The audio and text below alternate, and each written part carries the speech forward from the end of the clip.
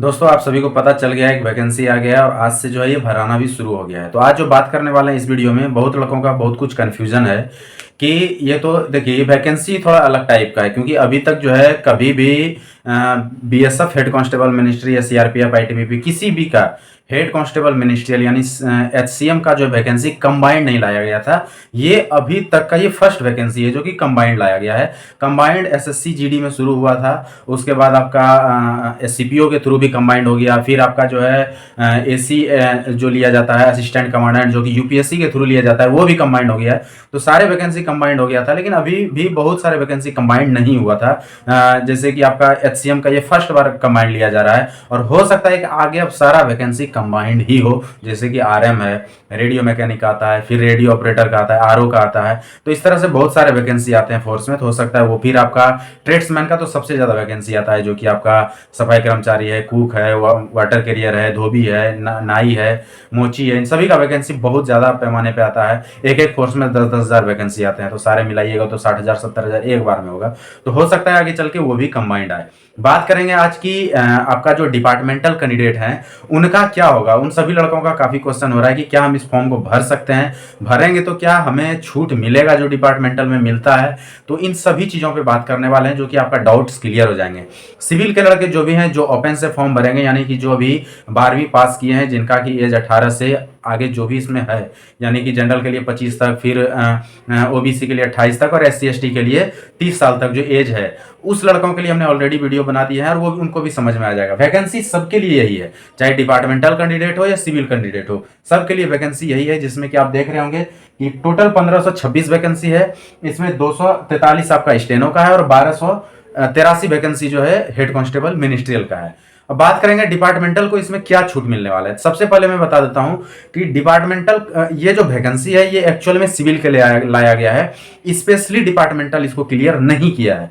क्योंकि जो वैकेंसी आता है जैसे बीएसएफ एचसीएम का जो डिपार्टमेंटल आता है तो उसमें क्लियर लिखा रहता है कि ये डिपार्टमेंटल वैकेंसी है, इसमें जो है कोई भी सिविल का लड़का फॉर्म नहीं भर सकता है, वो सिर्फ डिपार्टमेंटल के लिए होता है। यानी जो लड़के डिपार्टमेंट में काम कर रहे हैं, चाहे वो बीएसएफ के हैं तो बीएसएफ में भरेंगे, सीआरपी के हैं तो सीआरपी में भरेंगे, आईटीबीपी के हैं तो आईटीबीपी में, ये चीजें चलता है डिपार्टमेंटल में। अब यहां बात हो रहा है कि क्या इस फॉर्म को डिपार्टमेंटल भर सकता है, तो भर सकते हैं, भरने में कोई दिक्कत नहीं। क्योंकि जब इसका आप नोटिफिकेशन पूरा पढ़ेंगे तो उसमें सेंट्रल गवर्नमेंट एम्प्लॉय के लिए सबसे बड़ा पंगा डिपार्टमेंटल को क्या आएगा, एज का आएगा। कोई भी डिपार्टमेंटली लड़का जिनका की जो काफी मान लीजिए 5 साल 7 साल सर्विस कर चुके हैं, उनका एज यहाँ पे आपका जनरल का किसी का भी 25 के नीचे होगा नहीं, तो फॉर्म ही नहीं भर पाएगा। लेकिन उसके लिए एक कॉलम जोड़ा गया है कि जो सेंट्रल गवर्नमेंट एम्प्लॉय है उनके लिए जनरल, ओबीसी और ईडब्ल्यूएस, इन तीनों के लिए जो है एज 40 साल दिया गया है और एससी एसटी के लिए 45 साल एज दिया गया है। तो फॉर्म भरने के लिए तो आप एलिजिबल हैं, आप फॉर्म भर सकते हैं डिपार्टमेंटली, कोई दिक्कत नहीं है। और वहां पे आपका ये ऑप्शन तभी शो करेगा जब आप डिपार्टमेंटल पे यस करेंगे, यानी आप किसी डिपार्टमेंट से बिलोंग करते हैं या नहीं। तो जैसे यस कीजिएगा फिर पूछा जाएगा कि आप किससे हैं, बीएसएफ से, सीआरपी से, आईटीबीपी से, वो कॉलम में आपको क्लिक करना पड़ेगा। तो फिर जो आपका एज वाला कॉलम है वो ऑटोमेटिक इनेबल हो जाएगा और उसमें जो है आपका 40 और 45 साल वाला एज का कॉलम आ जाएगा, जिससे कि आप इस फॉर्म को भर सकते हैं। यहां तक क्लियर हो गया। अभी पूछा जा रहा है कि क्या हमको इसका स्पेशल अलग से एग्जाम लिया जाएगा या फिर एग्जाम का पैटर्न जो सिविल का है वही सेम रहेगा। तो एग्जाम का पैटर्न जो सिविल का रहेगा वही सेम रहेगा। आपको सिविल वाले लड़के के साथ ही आपको भी बैठना पड़ेगा, हर चीज आपका सिविल की तरह ही होगा। कट ऑफ भी आपका जैसे डिपार्टमेंटल का अलग किया जाता है वो यहाँ पे नहीं होगा। इसमें कट ऑफ भी जो सिविल के सारे ऑल इंडिया का ओपन जो आएगा वही चीजें आपका भी कट ऑफ होने वाला है। तो यहाँ आपको कोई छूट भी नहीं मिलेगा। यानी डिपार्टमेंटल के लिए बस सिर्फ और सिर्फ एक छूट यहाँ दिया गया है, वो एज रिलैक्सेशन है। बाद बाकी सारे चीज आपका डिपार्टमेंटल जैसे लड़का का अलग होता था वो यहाँ नहीं होगा। जो सिविल के लड़के होंगे जो ओपन से फॉर्म भरेंगे, जो सारे नए लड़के फॉर्म भरेंगे, वैसे ही आपका सारा चीज यहाँ पे होगा। आपको बेशक यहाँ रनिंग भी करना पड़ेगा, जो 1.6 का रनिंग दिया गया है 1600 मीटर का, वो आपको भी रनिंग करना पड़ेगा डिपार्टमेंटल कैंडिडेट को भी। क्योंकि एज आप सिविलियन के रूप में ही यहाँ पे आएंगे, डिपार्टमेंटली तौर पर सिर्फ आपको जो है सेंट्रल गवर्नमेंट एम्प्लॉय है, इसलिए आपको एज रिलैक्सेशन दिया जाएगा कि आप इस फॉर्म को भर सकें। बाद बाकी सारे कंडीशन आप पे वही लागू होगा जो कि एक सिविल लड़कों के पे लागू होगा। तो ये जो है स्पेशल डिपार्टमेंटल कैंडिडेट के लिए वैकेंसी नहीं है, ये पूरे ओपन के लिए है। अब रही बात कि क्या डिपार्टमेंटल का अलग आएगा या नहीं आएगा, 100% आएगा।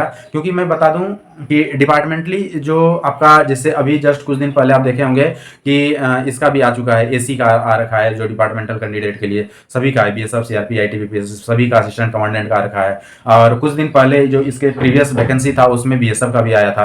तो डिपार्टमेंटल अलग आएगा और वो वैकेंसी आपके लिए स्पेशल होगा, जिसका कि एग्जाम का पैटर्न भी अलग होगा। वो बहुत उसका लेवल थोड़ा नीचे रहता है, जिससे कि आप आराम से एग्जाम दे सकते हैं।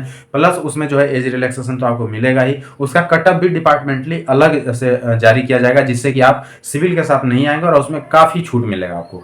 तो ये चीज़ें हैं। लेकिन मैं सभी डिपार्टमेंटल कैंडिडेट से बोलूँगा कि आप जरूर तैयारी कीजिए यदि आना चाहते हैं। तो इससे क्या होगा कि यदि यहाँ बाई चांस आपका नहीं भी हुआ तो आपका तैयारी इतना अच्छा हो जाएगा कि नेक्स्ट जैसे ही डिपार्टमेंटल कैंडिडेट का वैकेंसी दिया जाएगा उसमें आप आराम से निकल पाएंगे। नहीं, पिछले बार बहुत लड़के 1 नंबर 2 नंबर से बीएसएफ एचसीएम के डिपार्टमेंटल में रह गए थे, तो कहीं ना कहीं तैयारी में कमी रह जाता है। तो आप जब इसका तैयारी करेंगे तो वो तैयारी आपका बहुत ही ईजी हो जाएगा। अब थोड़ा सा मैं बता दूं कि इसका जो सारा पैटर्न होगा कैसे होगा, आप सभी को पता है।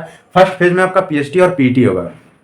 पीएचटी में आप जानते हैं फिजिकल स्टैंडर्ड टेस्ट में आपका जो है सिर्फ हाइट और वेट और चेस्ट, ये 3 चीज चेक किया जाएगा और फीमेल का हाइट और वेट होगा। उसके बाद पीएचटी में फिजिकल स्टैंडर्ड टेस्ट में, सॉरी पीईटी में फिजिकल इफिशिएंसी टेस्ट में जो है आपका रनिंग होगा 1.6 किलोमीटर का और फीमेल के लिए 800 है। दोनों का टाइमिंग दिया गया है, आप टाइमिंग देख सकते हैं, उसमें टाइमिंग भी ठीक ठाक सा है। तो बहुत ज़्यादा भी नहीं है, आपको अच्छा तैयारी करना पड़ेगा, अदरवाइज यहाँ पे ये निकलने वाला नहीं है। इतना आसान अभी नहीं रह गया, क्योंकि पहले जो है बीएसएफ एचसीएम में रनिंग नहीं होता था। ये फर्स्ट बार है क्योंकि कंबाइंड लाया गया है, तो बहुत सारे में लेता था। जैसे सीआरपीएफ में भी रनिंग नहीं होता था, बीएसएफ में भी रनिंग नहीं होता था, लेकिन बहुत सारे जैसे आईटीबीपी का हाइट भी ज़्यादा होता था। बहुत कुछ फायदा हुआ, बहुत कुछ नुकसान हुआ। फायदा ये हुआ कि जहाँ हाइट ज़्यादा था और यहाँ पे 165 सबके लिए हो गया, तो जिनका कम हाइट है वो भी अब इसमें आईटीबीपी में भी जा सकते हैं या फिर सीएसएफ में भी जा सकते हैं। हाँ, जो कि रनिंग नहीं कर पाते थे और उनके लिए यदि बीएसएफ आसान था तो उनके लिए थोड़ा सा भारी हो गया और कट ऑफ इसके चलते थोड़ा नीचे जाएगा। मैं स्पेशल इस पे भी एक अलग वीडियो बनाऊंगा।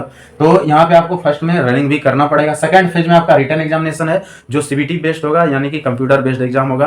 तो ये चीजें होगा और इस पे भी मैं अलग से एक वीडियो बनाऊंगा, जिसका कि नंबर जो है पिछले बार जिन लड़कों ने सिविल से 95 96 नंबर लाए हैं वो कुछ लड़के संपर्क में हैं, तो मैं उनसे एक बार बात जरूर करूंगा आप लोगों के लिए कि उन्होंने कैसे तैयारी किया, कैसे 96 तक नंबर लेकर आए 100 में से। तो उस हिसाब से आप भी तैयारी कीजिएगा, जिससे कि आपका, क्योंकि कट ऑफ यहाँ बहुत बड़ा मैटर करेगा, इतना आसान नहीं होगा। कंबाइंड लेकर आया है तो वैकेंसी भी लोग उतना ही फॉर्म भरेंगे और बहुत ज़्यादा मतलब लड़के आएंगे इसमें। थर्ड फेज में आपका स्किल टेस्ट होगा और मेडिकल टेस्ट होगा। स्किल टेस्ट में मैं बता दूं कि आपका जो है टाइपिंग होगा। टाइपिंग जो है यहाँ पे हिंदी वालों के लिए क्लियर कर दिया गया है मंगल फॉन्ट, क्योंकि बीएसएफ में ऐसा कुछ नहीं होता था। बीएसएफ में आप आइए किसी भी चीज़ पे कुर्ती हो जाए, मंगल हो जाए, जिस पे आप देना चाहते हैं आप दे सकते थे। लेकिन क्योंकि कंबाइंड है यहाँ पे सीआरपीएफ एकदम क्लियर कर देता था कि मंगल पे ही लिया जाएगा, आईटीबीपी भी लिख देते थे इसे, तो जिसके चलते कि अभी अब इनको भी यहाँ पे मंगल डालना पड़ा है। तो मंगल फॉन्ट पे ही आपका टाइपिंग होगा। यदि आप हिंदी में टाइपिंग करना चाहते हैं तो मंगल पे तैयारी करके आइएगा, अदरवाइज प्रॉब्लम हो जाएगा, पहले वाला स्थिति नहीं रहेगा। दूसरी बात, हिंदी का टाइपिंग आपका 30 का स्पीड होना चाहिए और इंग्लिश का 35 का स्पीड। टाइपिंग में लग जाइए, क्योंकि टाइपिंग को आप इजी मत लीजिएगा। बहुत लड़के अच्छा नंबर लाने के बाद भी टाइपिंग में बाहर हो जाते हैं। तो इन सारे चीज़ों पे ध्यान रखिए। उसके बाद फॉर्म भराना शुरू हो गया है तो सही से फॉर्म भरिएगा। कोई भी मिस्टेक आपका जो है सारा चीज़ बेकार कर देगा और ये वैकेंसी जल्दी आता नहीं है। तो इसको ध्यान में रख के आप फॉर्म भरिए। एक एक चीज़ देखिएगा, अपना डेट ऑफ बर्थ, अपना नाम का spelling, father's name, mother's name, email ID एकदम सही, उसका पासवर्ड याद रखिएगा। वो सारा चीज़ लिख के रख लीजिएगा अपने फाइल में। और कोई भी चीज़ें जैसे फॉर्म भरते हैं उसका प्रिंट आउट लेते हैं तो एक सेट पक्का अपने घर में एक फाइल में रखा कीजिए। उसी में अपना मोबाइल नंबर भी लिख दीजिए, उसमें मेल आई डी, पासवर्ड सब लिख के रखिए। अदरवाइज आपको जो है जब एडमिट कार्ड जारी किया जाता है तो आप निकाल नहीं पाते और बहुत परेशान होते हैं कि सर कैसे क्या करें, और फंस जाते हैं उस समय। तो सारा चीज़ सही से दीजिए। फोटो वगैरह साफ सुथरा दीजिएगा, ऐसा नहीं कि फोटो ब्लर रहे और फिर आपको जो है उस समय दिक्कत कर दे या आपका फॉर्म रिजेक्ट कर दिया जाए। तो इन सभी चीज़ों को ध्यान में रखते हुए अच्छे से फॉर्म भरिए, अच्छे से सारा चीज़ फिलअप कीजिए, जिससे कि कोई दिक्कत नहीं हो। इसके अलावा फिर अभी कुछ भी और डाउट्स आ गया होगा तो कमेंट्स कीजिएगा, नेक्स्ट वीडियो में सारा डाउट क्लियर करने का कोशिश करूंगा। वीडियो अच्छा लगा हो तो लाइक करें, सब्सक्राइब जरूर कर दें इस चैनल को। जितने भी नए दोस्त हैं ऐसा वीडियो में लेके आते रहूँगा। आज के लिए इतना ही, थैंक यू, धन्यवाद।